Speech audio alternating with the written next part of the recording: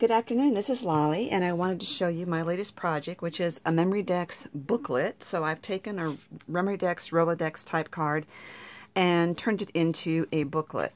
So we have a back cover, a front cover, which opens, and pages on the inside, which I just have 2 in there at the moment. You can use as many pages as you would like. This is a lightweight cardstock, very thin, and but again, you can use what you want. This double-sided paper is cardstock is what I got from my June design team kit for Auntie Vera's Scrap and Craft, and I will give you the link to her website. And most of these elements, like this saying right here, "Hello Beautiful," the "Be Loyal," comes from her kit as well. And as does these 2 papers, this and the little doll and the sign, that all comes from the kit. So it's a really delightful kit. And the theme for this month is "How does your garden grow?" So it has sort of a gardening theme, so I added the gardening tools here. And I just love it. And this one looks exactly the same on the inside. Except that, you know, it depends on what the inside of the paper looks like, right? As to how your inside is going to look. It really does look very cute with double-sided papers. So if you want to see how these were made, just stay tuned and I will show you. So I'm going to be using my Scotch Quick Dry or Scotch Tacky Glue. I have another set of papers. This is from the design team as well. So this is a digital file that I've created, and it has the back cover, the front cover, and the pages. And again, you just print as many as you want. And these come with the holes already in them. So, I mean, they cut the holes out on your cutting machine. And they line up perfectly. So what I did with this one is I covered it with some burlap. I had gotten this on clearance at the end of Christmas. It was in the Christmas decorations, and everything was like 60 or 70% off. So I wanted to attach a strip of that on here. I tried 2 methods. This one is I actually put Mod Podge across the paper, laid the burlap down there, set it in place, and I have put a layer of Mod Podge over the top too, just kind of brushed and worked it in there. It is nice and stiff. I mean, it's almost hard, but you can see in the back here, it makes it very wrinkly. So it's up to you. This one, I cut a swatch off of the burlap, and I used a fusible webbing. And so I ironed one part onto the burlap, peeled off the back, and then ironed it onto the card.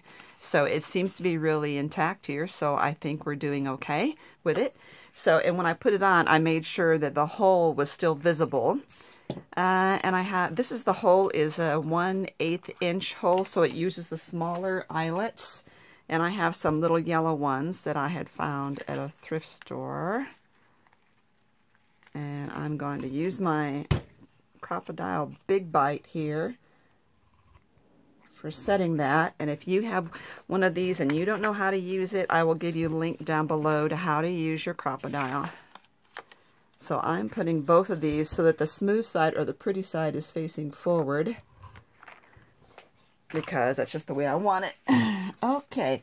So what I'm doing now is I am sewing these on. I'm gluing them and then sewing them. And if you don't sew, I will give you more instructions on that as we go. So I'm using my fine line applicator. And first what I'm doing is attaching these 2. I don't want this many of them. Put that aside. By putting just one fine line across the end. Again, I'm thinking of sewing this. If you're not going to sew it, I would put then another row next to that. Okay, and line them up. Stick those together. And then one on the back. And again, if you are not going to sew, put another line. So you have a total of 2 lines or even 3 lines of glue. Center this on the left-hand side, like that. And you can see how this is going to work. And then you want another line of glue here. And again, if you are not sewing and you're going to glue, I would add another line or 2 of glue. So I'm lining up my eyelet first, making sure they're lined up, and then lining up all the sides there. So it should line on the left side and the top and the right side. Obviously, this is not as long as the card because it won't, if I do it with holes on the top cover, it would be really hard to open it. So that's why I have it made this way. Okay, so my next step is going to be to stitch across here. So I'm going to pause the video while I go and stitch that together. Hold on. Okay, so I am done. I stitched across here. You can see it's really close, like maybe 1/8 of an inch away from the edge.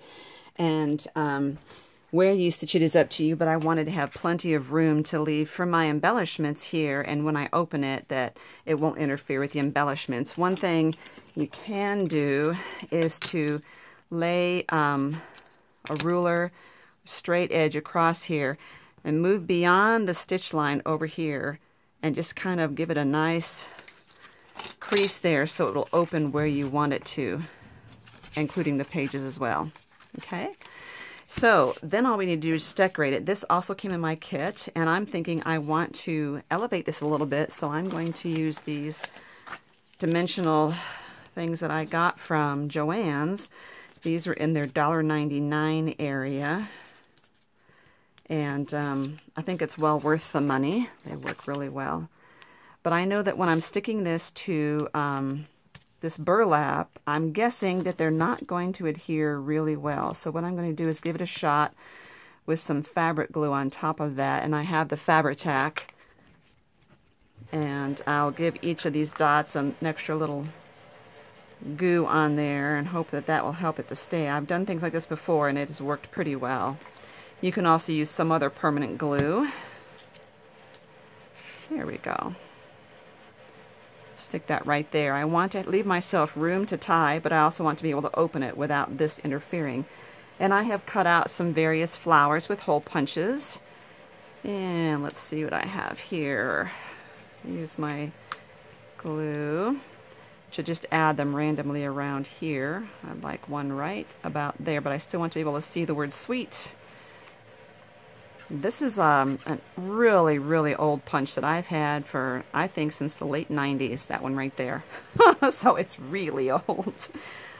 And it doesn't even, the company was called Family Treasures, that's who it was. And this one here is by EK Success. And so is, I think, and so is this one here. I'll just stick that right there. Now I also got these little, they're almost like a paper flower, but they're really nice. And I got these in one of my former kits from Auntie Vera. And I think I'm going to add some of those in the centers here. Just some little dimension, sticking to my finger instead. And I think I have another white. Here's another white. I think I'll do that. And let's see. I've got this button. This is kind of the color of that, but I'm not sure if I want that or not. Let me think. And these were rubber stamps that were in the set. This time it was a rubber stamped image, and I stamped and colored them out. I think they're kind of cute. Whimsical is a good word for them. They're whimsical. Let's stick that from underneath there. I'm not liking this pale blue button. This was a hole punch, not a hole punch, it's a die punch that die cut that I had cut out of some foam. Again, I don't think paper glue is going to be my choice for that.